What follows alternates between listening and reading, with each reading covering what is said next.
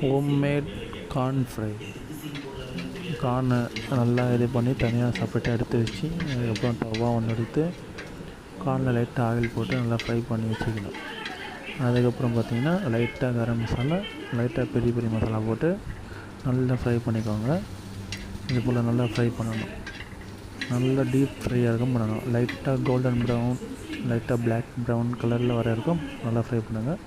ஒரு ஆயில் டப்பா எடுத்துக்கோங்க, லைட்டாக ஆயில் ஊற்றுங்க. அதாவது கொஞ்சோண்டு ஒரு லைட்டாக ஊற்றுனால இது போல் ஊற்றிக்கிட்டோம். அதுக்கப்புறம் நல்லா ஃப்ரை பண்ணுங்கள். ஃப்ரை பண்ணிகிட்டே இருங்க. பண்ணிகிட்டே இருந்தால் உங்களுக்கு நல்லா அந்த கிறிஸ்மஸாக வரும். உங்களுக்கு நல்லா ஃப்ரை பண்ணிகிட்டே இருக்கும். லைட்டாக அந்த இது வரும், ஸ்மோக் வருதா, அதை நல்லா ஃப்ரை பண்ணுங்கள். லைட்டாக உப்பு போடுங்க. ஒரு சிட்டிக்கு அளவுக்கு லைட்டாக உப்பு போட்டு நல்லா ஃப்ரை பண்ணணும். அந்த அளவுக்கு லைட்டாக உப்பு போடுங்க. நல்லா ஃப்ரை பண்ணுங்கள். ஓகேங்களா? ஃப்ரை பண்ணிகிட்டே இருங்க.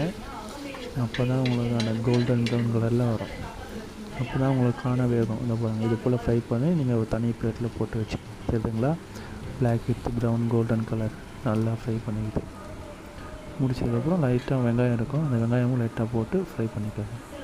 வெங்காயம் போட்டிங்கன்னா கொஞ்சம் லைட்டாக உங்களுக்கு டேஸ்ட் ஹெவியாக இருக்கும். கூட்டி கொடுங்க, ஹெவியாக நல்லாயிருக்கும். ஃப்ரை பண்ணினே இருங்க. இதே போல் போட்டு மேக்ஸிமம் ஒரு 5 or 10 minutes ஃப்ரை பண்ணிக்கிட்டே இருங்க. ஓகேங்களா?